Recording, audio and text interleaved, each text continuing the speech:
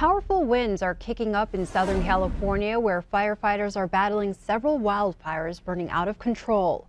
Windy and dry conditions fueled a new fire in the Los Angeles area on Wednesday that engulfed several homes in Bel Air. Fire officials expect wind gusts as high as 80 miles per hour today, which could create an unprecedented fire danger. More than 50 firefighters from Montana, including some from Columbus and Red Lodge, will head to Southern California. Columbus will send 3 firefighters and an engine. Fire Chief Rich Cowger says they'll leave Columbus early this morning en route to Chino, California. From northwestern Montana, crews from Evergreen are also packing up to help out in California. Cowger says about 55 Montana firefighters and 16 engines will offer mutual aid. He says some of the Montana firefighters will work together, while others will join forces with crews from other states who are also responding to the request for additional help. Also in this morning's headlines, President Trump meets with congressional leaders at the White House in a bid to avert a government shutdown. The critical meeting comes just a day after the president broke with decades of U.S. policy by recognizing Jerusalem as Israel's capital. The move has sparked criticism around the globe. Senator Al Franken is expected to make a major announcement today. The Minnesota Democrat is being pressured to resign from the Senate after more women came forward with sexual misconduct allegations against him. CBS's Hinadoba has the latest. Support for Senator Al Franken is shrinking after new allegations of sexual misconduct. More than half of his fellow Democrats in the Senate said they want him out, with female senators leading the way. We need to draw a line in the sand and say none of it is okay, none of it is acceptable, and we, as elected leaders, should absolutely be held to a higher standard. CBS News has learned Senator Franken will make a major announcement about his future from the Senate floor today. On Wednesday, Franken's office said he hasn't made a final decision on whether he will stay or go, tweeting in part, "Senator Franken is talking with his family at this time. Any reports of a final decision are inaccurate." Earlier in the day, Politico reported a former Democratic staffer said Franken tried to forcibly kiss her after a taping of his radio show in 2006, insisting it's my right as an entertainer.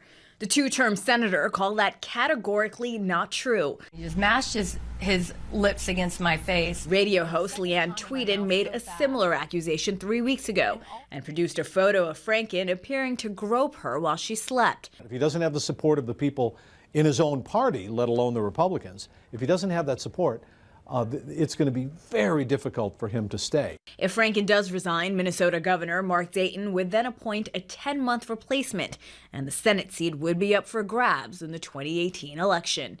Hinadoba, CBS News. And there are also reports that Franken and his wife met with Democratic leader Chuck Schumer at Schumer's apartment. Schumer told Franken it is time to step down. Now from the federal courthouse in Billings, closing arguments are set to begin this morning in the murder trial against a 20-year-old Busby man who is accused of burning a woman alive. During testimony on Wednesday, a pair of psychiatrists squared off about the suspect's mental capacity.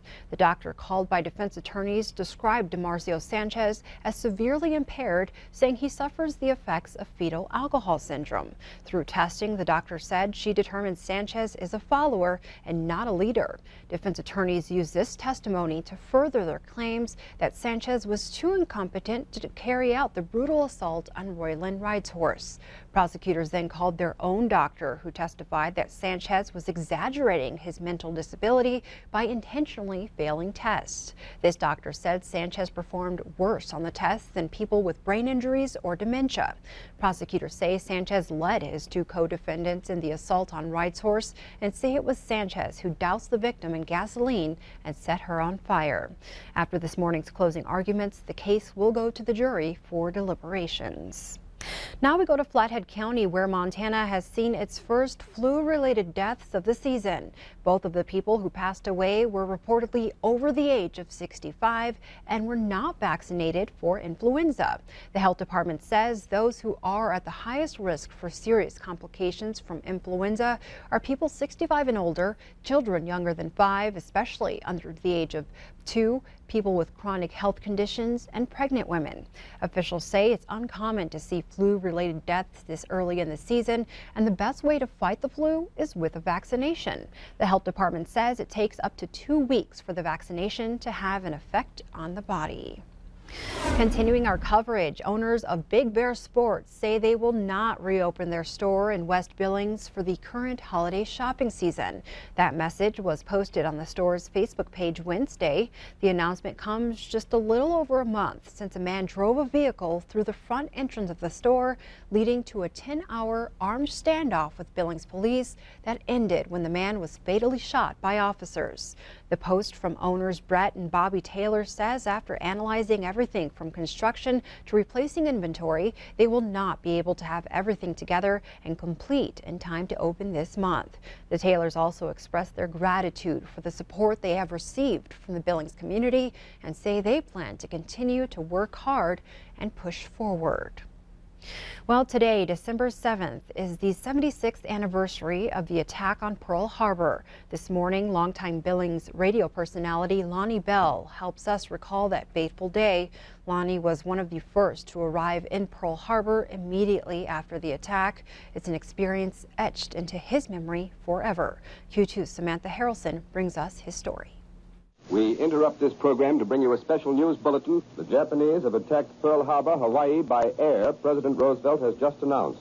I had been in the Navy a year and 11 days when they bombed Pearl Harbor on December the 7th. A Japanese attack upon Pearl Harbor naturally would mean war. So I went down to the mess hall on the second deck, and they had a big radio in there, you know, and they had the news on it, and they were. The first thing I heard was that the Oklahoma was on fire and the West Virginia was still fighting. Lonnie Bell, just about 18 at the time, was stationed in the North Atlantic, thinking he was too far away from Hawaii to worry. The next morning, our executive officer, Commander Nichols, he says, want everybody to go down on the third deck. He says, get your insurance, make sure your insurance is up to date, because we're leaving at noon for Hawaii. After weeks of travel from the far North Atlantic through the United States and across the Pacific, they arrived, second only to the aircraft carriers. And it was a sight to see. The Oklahoma was upside down, the battleship Oklahoma, and all the other ships were, but all these battleships were sunk. And the Arizona blew up, and here's all this wreckage, you know. I tell you, when you go there and you see a battleship upside down for the first time, you just can't imagine. It was something to see, believe me. It would make you stop and think a minute, you know. Hostilities of this kind would naturally mean that the president would ask Congress for a declaration of war. Lonnie remembers a lot about those times, the people he met, the people he lost, and the unbelievable sadness engulfing the world around him. When we got to Pearl Harbor, all the women and kids had been sent back to the United States.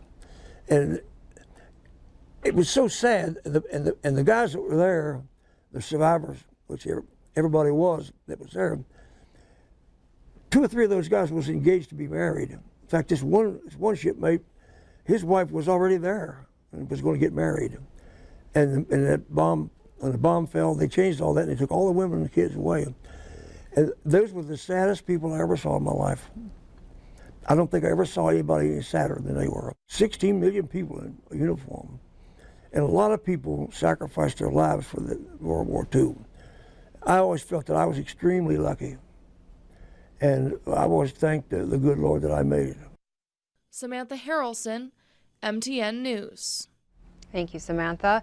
And in honor of Pearl Harbor Day, a special program is on tap at the Yellowstone National Cemetery in Laurel. The program begins at noon with a color guard display and an opening prayer.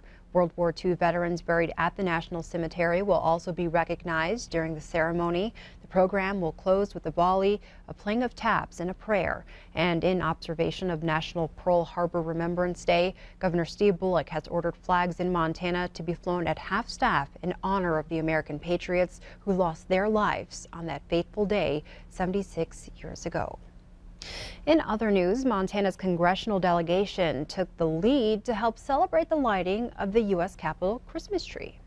5, 4, 3, 2, 1. 11-year-old Ridley Brandmeier of Bozeman had the honor of lighting the tree Wednesday evening. Senators John Tester and Steve Daines, Congressman Greg Gianforte, and House Speaker Paul Ryan each spoke about Larry Speckmeyer, the man who drove the tree more than 3,000 miles from Yak in the extreme northwestern corner of the state. This year's tree came from Montana's Kootenai National Forest and arrived in Washington, D.C. 2 weeks ago. The tree is a 79-foot tall Engelmann spruce that has some 3,500 ornaments. The Christmas tree tradition on the Capitol's West Lawn started in 1964. This tree is more than a symbol of the natural resources of the Treasure State. It is our shared history, intertwined with our outdoor heritage and our Montana values. It is an example of what happens when this nation works together toward a common goal. It is a symbol of unity this Christmas season. If there's any service members from Montana, either here or watching from afar, as Montanans, we are proud of this tree, but we're even prouder of you.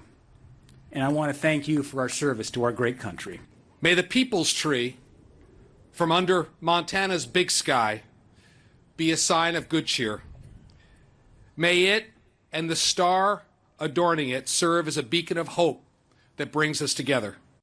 And Montana also had the honor of providing the Capitol tree in 1989 and 2008. Wyoming sent a tree in 2010. The tree will be lit each night until 11 p.m. through New Year's Day.